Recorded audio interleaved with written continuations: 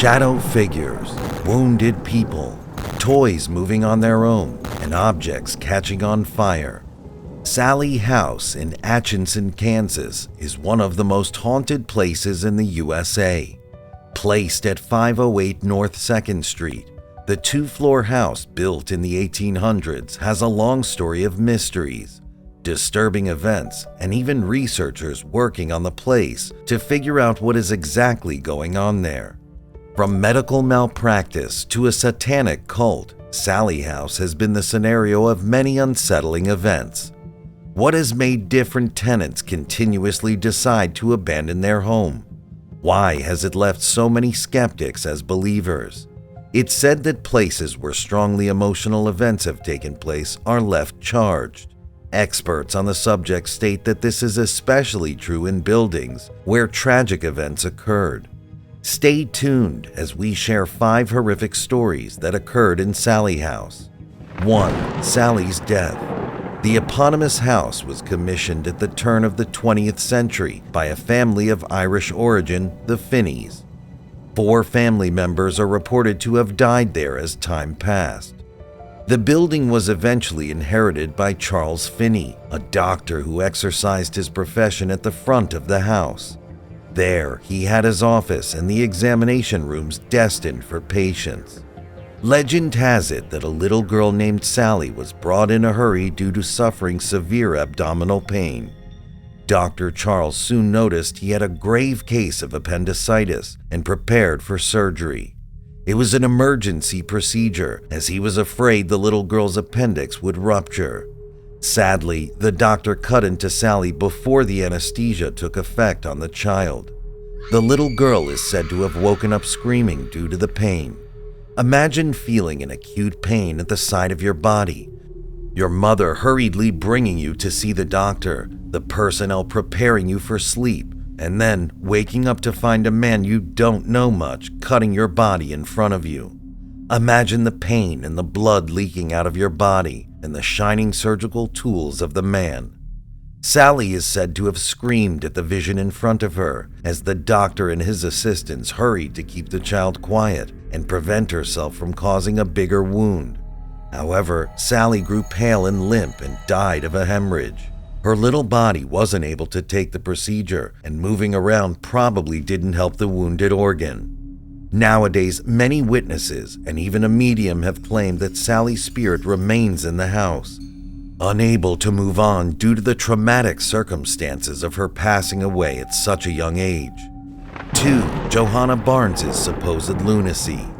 While the events that are said to have given the house its current name aren't fully proven due to a lack of historical records, the fact remains that Sallie House is not free of horrifying events taking place there. Johanna Barnes had a traumatic story of her own. A couple of articles from Atchinson Daily Globe describe a sequence of events that ended up in tragedy. Johanna was judged of an unsound mind and sent to an asylum after the neighbors presented evidence of insane and violent behavior. Wearing her husband Frank Barnes's clothes, Johanna escaped her home, leaving her children alone, and made it south to Parnell, where she was found and brought back. Johanna was moved to an asylum in Topeka, guarded by 4 men, with her arms tied behind her back. Medical procedures at the beginning of the 20th century were inhumane.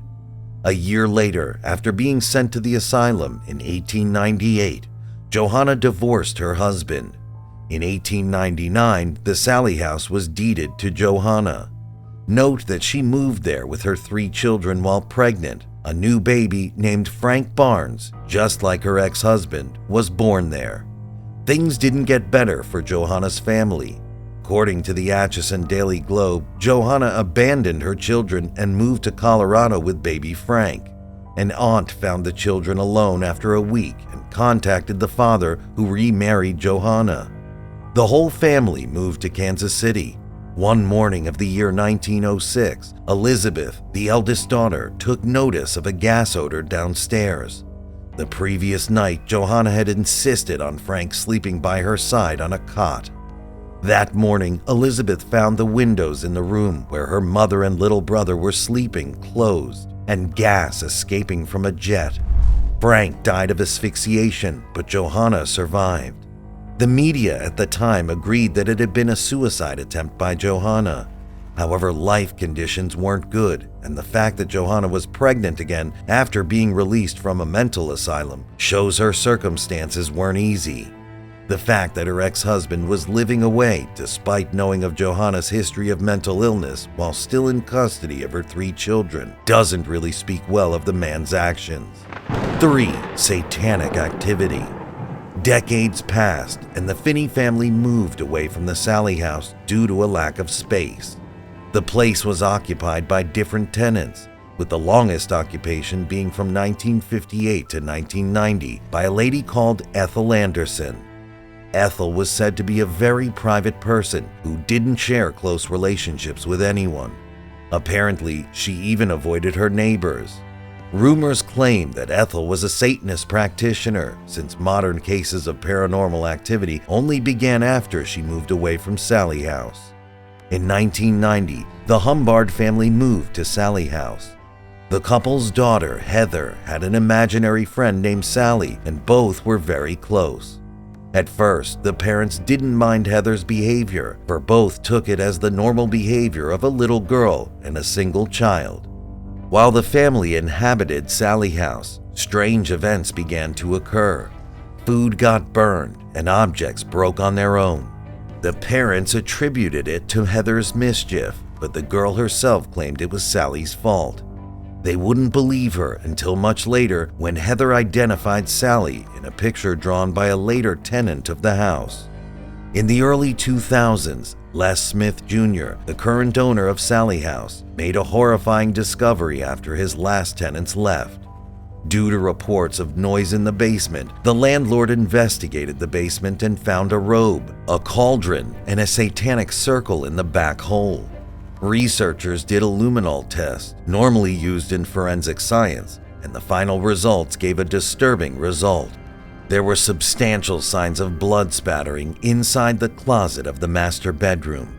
Was it Ethel's work? One thing is for sure, whoever lived in that house definitely left an unnerving track behind.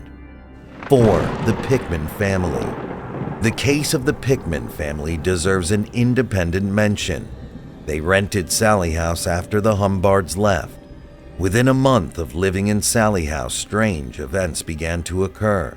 Lights were switched on and off, objects moved on their own, and both Deborah and Tony were able to hear footsteps and voices in empty rooms.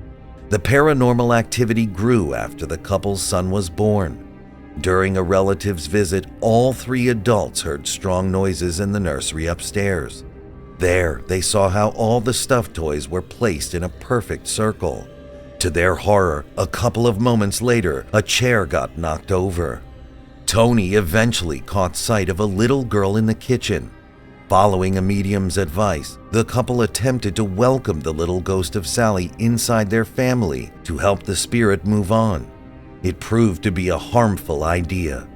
Tony began to gain scratches on his back and abdomen, followed by horrible nightmares of a non-human entity haunting him and sequences of the house being set on fire.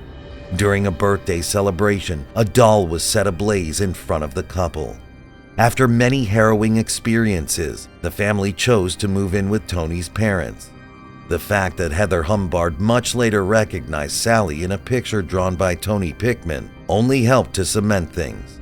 Whatever was haunting them, the Pickmans now believe it was something else under the guise of a little girl. 5. Modern visits to Sallie House. Les Smith Jr., the owner, tried to sell Sallie House, but the place was retired from the market in 2017.